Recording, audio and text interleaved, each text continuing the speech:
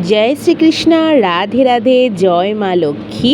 বন্ধুরা, আমি প্রিয়াঙ্কা আর চলে এসেছি আজ আবারও একটা নতুন পূজা ব্লগ নিয়ে। তো আজ আমি এই ভিডিওতে তোমাদের সাথে খুব সিম্পলভাবে সহজ পদ্ধতিতে কিভাবে আমি আমার মা লক্ষ্মীর পুজো দিয়ে থাকি বৃহস্পতিবার এবং ঘট স্থাপন করি, সেটাই কিন্তু এই ভিডিওতে তোমাদের সাথে আমি দেখাবো।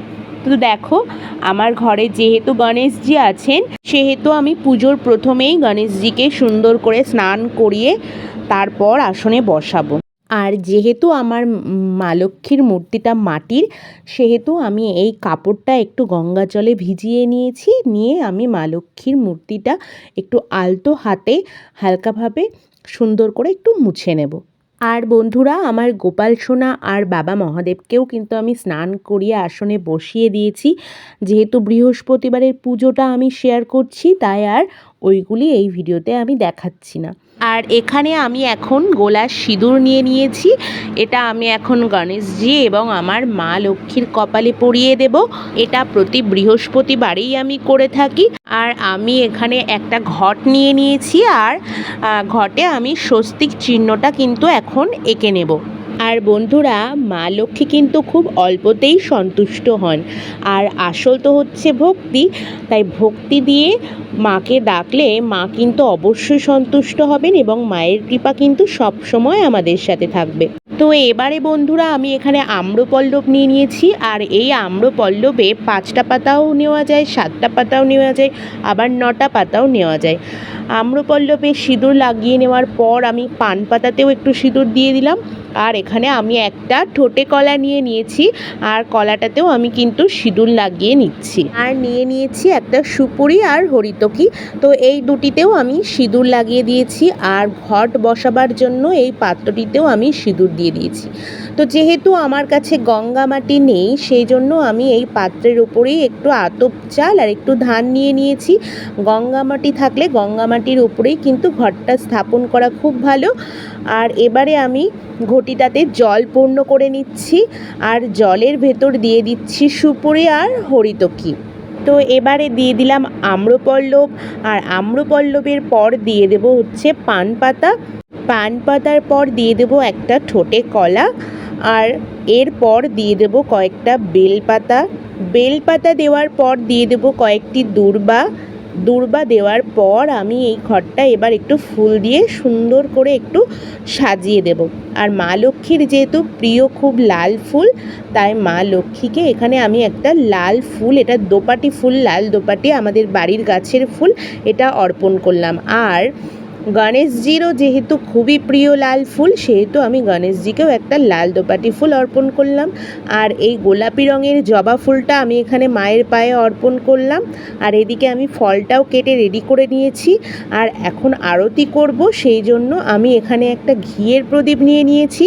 বৃহস্পতিবারে ঘিয়ের প্রদীপ জ্বালানো খুবই শুভ বন্ধুরা, তাই আমি এখানে একটা ঘিয়ের প্রদীপ ধরিয়ে নিচ্ছি। ঘিয়ের প্রদীপ ধরিয়ে নেওয়ার পর আমি পঞ্চপ্রদীপটাও এখানে সলতে দিয়ে সুন্দর করে সাজিয়ে রেডি করে রেখেছিলাম। তো পঞ্চপ্রদীপটাও আমি এক এক করে সব ধরিয়ে নেব। আর পঞ্চপ্রদীপ ধরিয়ে নেওয়ার পর আমি দুটো ধূপকাঠি ধরিয়ে নেব। আরতিটাও আমি এখানে খুব সুন্দরভাবে করে নেব। তো বন্ধুরা, এই ভিডিওতে আমি গোপাল সোনা বা আমার অন্যান্য দেবতাদের পুজো আজ কিছুই দেখাইনি। তার কারণ সব কিছু দেখাতে গেলে ভিডিওটা প্রচুর বড় হয়ে যেত। আর যেহেতু আমার আজকের টপিকটা ছিল বৃহস্পতিবারে মা লক্ষ্মীর পুজো পদ্ধতি ও ঘট স্থাপন, সেই জন্য আমি শুধু আজকে এই টপিকটা নিয়েই পুজোটা দেখিয়েছি। তো এখানে আমি সুন্দরভাবে আরতি করে নিচ্ছি। আর মা লক্ষ্মীর সাথে সাথে আমি কিন্তু আমার অন্যান্য সমস্ত দেবতাদেরকেও আরতিটা করেছি, সেটা আর এই ভিডিওতে দেখাইনি। তো পুজো শেষে আমি আমার ঠাকুর ঘরের সমস্ত দেবতা তোমাদেরকে দর্শন করাবো।